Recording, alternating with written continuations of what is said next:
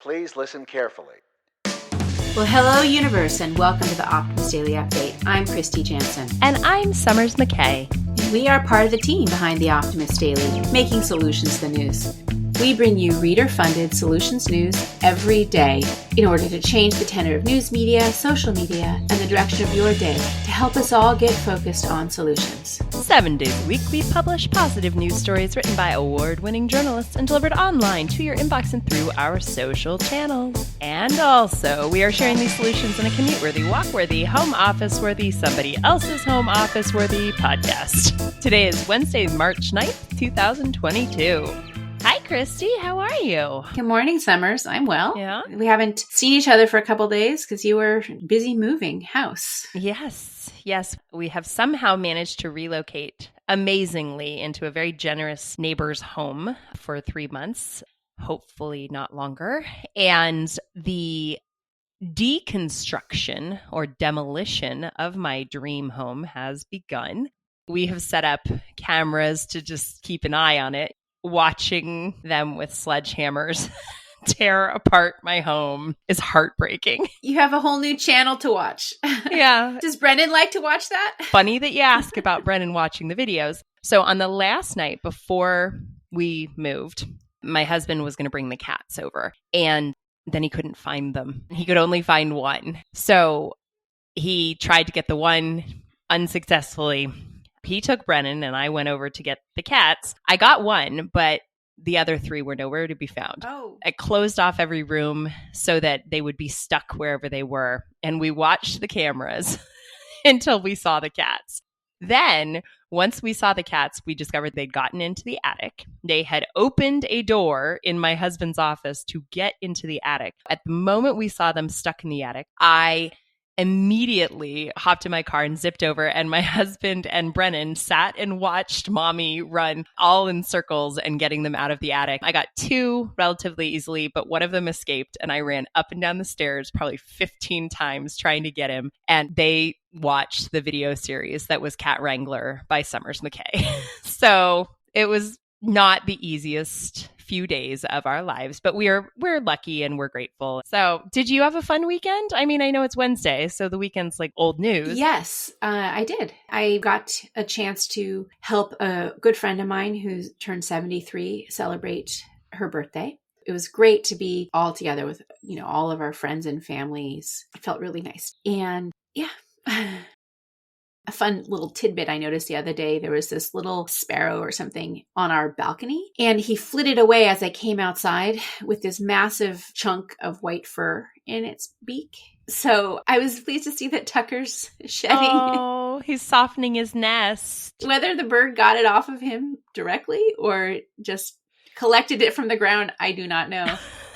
Tucker's such a chill dog. He just probably let the bird come in and take it from his... He just looked over his shoulder. He's like, yeah, right there. Yeah, I could take a little off the top there. Yeah, a little trim. But that was sort of a little fun thing to observe.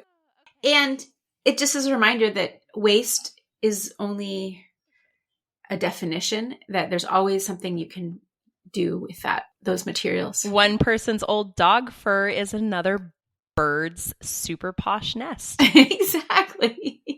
Well, speaking of reforming how we think about our relationship to the environment and things and waste, I suppose I can go first with my headline, Summers. All right. I'm ready. What you got?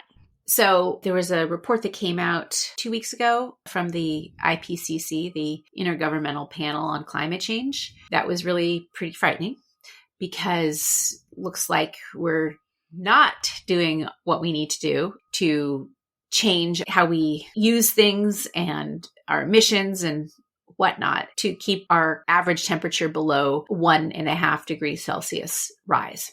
So a little scary, reading the news, it's sort of overwhelming. There's wildfires, there's droughts, there's floods, there's tornadoes, freezes, and heat waves, all coming, it seems like, in a much more rapid pace. So what is good for the home? What is good for our health? What is good for the world's health? Just is overwhelming. How can we ever leave our house again. Engage in the world like a normal people. So anyway, this article is 6 impactful changes that you can make to help avoid climate crisis. One that I think we sourced from The Guardian originally, but it's a really interesting report on a study that was done by researchers at the University of Leeds and then analyzed by a global engineering firm, which looked at real lifestyle changes that can be adopted by people. And if they are adopted en masse, would really make a difference. I heard a quote that was, we don't need one person to go green perfectly. We need millions to go green imperfectly. Right. That's what this is giving us the tools to do. So this article talks about the ways that individual citizens can collectively reduce carbon emissions and work through our own lifestyles to keep global heating down to 1.5 degrees. And there's a movement around it now, which is called the Jump, which is a pledge from individuals in well-to-do countries to do what they can to help the climate. So here are the 6 lifestyle changes. Some of these I can say I'm already working on, and others are going to be a challenge for me. But first of all, to eat a largely plant-based diet with healthy portions and no food waste. And that's something that I'm already trying to do by becoming a climatarian, which doesn't mean I don't eat animal products at all, although I mostly choose not to. But if I do, I try to get locally sourced or smaller herbivores as opposed to cows. To buy no more than 3 new items of clothing a year. No more than 3 new items of clothing a year. When I first saw that on the list, I was like, how is that? I mean, that's just not even possible when you're raising a toddler who changes clothes, blah, blah, blah. But then I realized that the key to this one is new. Right. Buy no more new.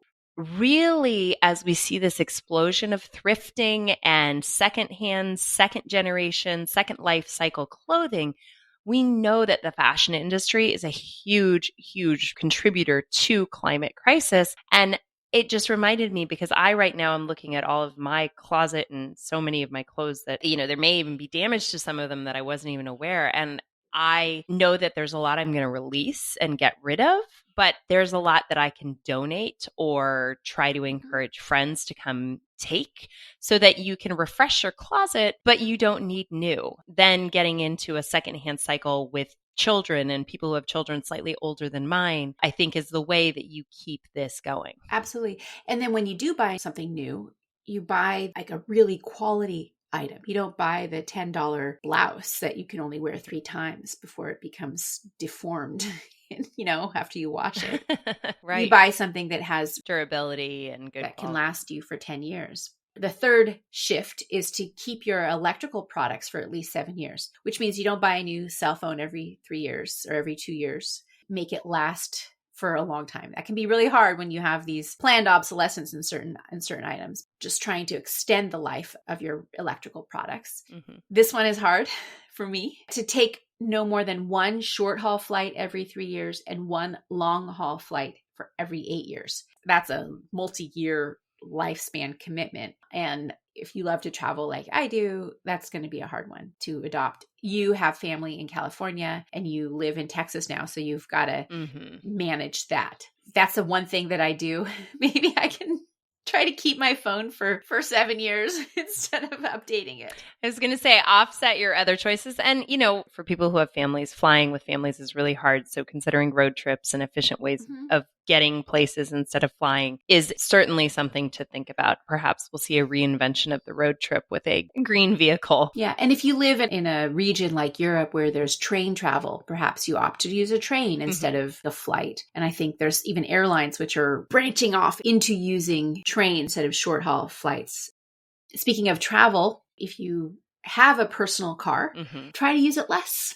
Get rid of it if you don't really need it. If you live in a super urban center where there's tons of public transportation, opt for that. If you don't, then keep your car as long as you can. And so don't replace that car every 3 years, but rather try to extend its life.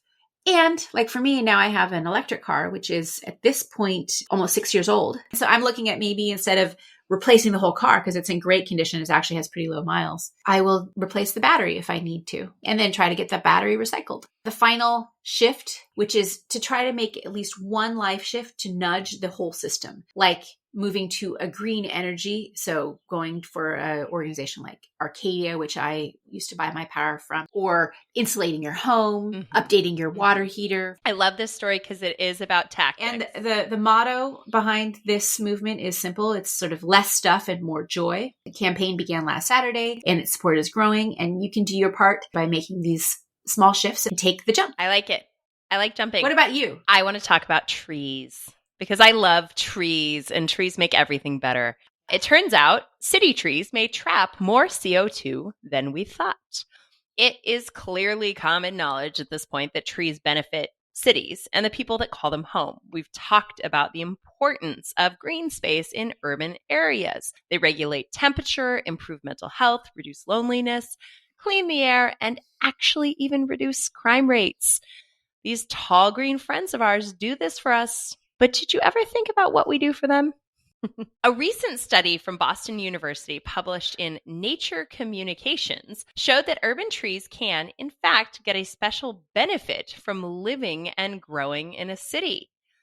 Trees actually thrive growing in a city.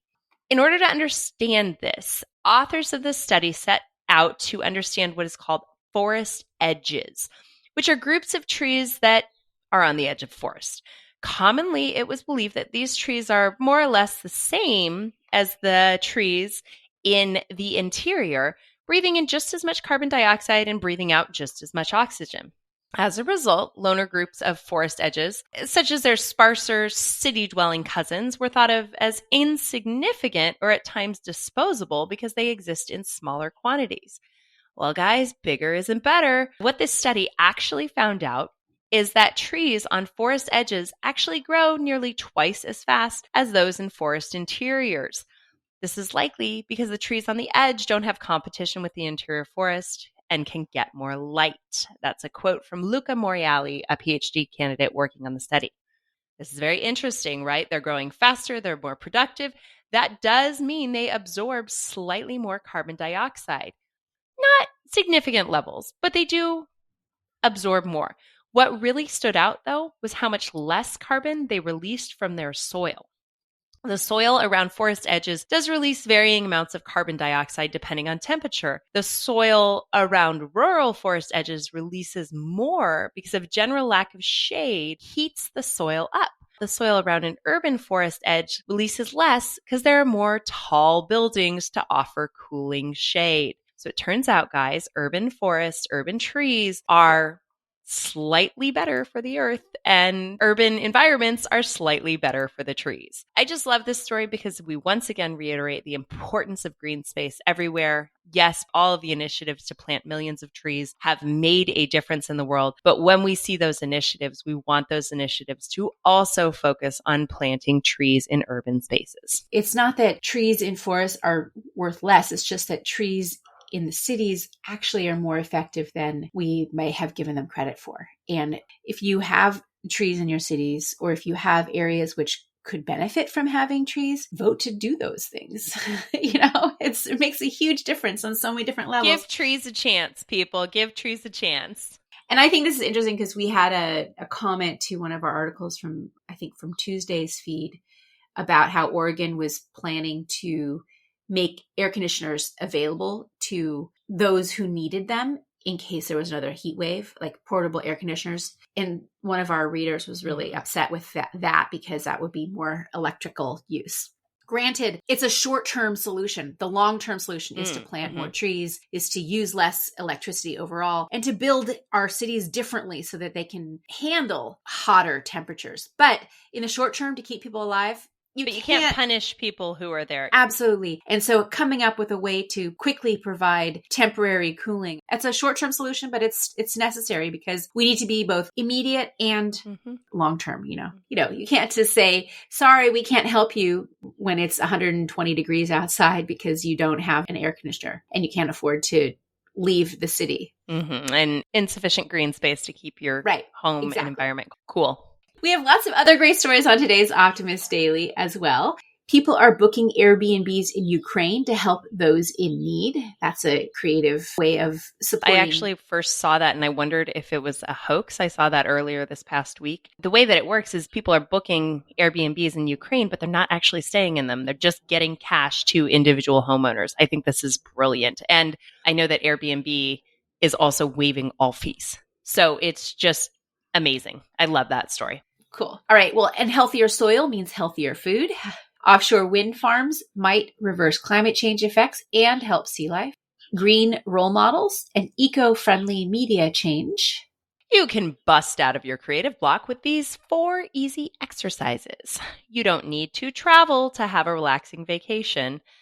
Mineral flowers spotted on Mars, and 4 foolproof tips to make your daily walk fun again. That and much, much more, as always, is available on the Optimus Daily. Thank you for listening to today's Optimus Daily update. We promise to continue to share positive, solution-based stories with ideas on how you can participate in this changing world and ensure it is changed for the good. We've gone long today, so I'll wrap us up. Consider becoming an emissary. Thanks, everybody. We love sharing stories and news with you, and we'll be back tomorrow with more solutions.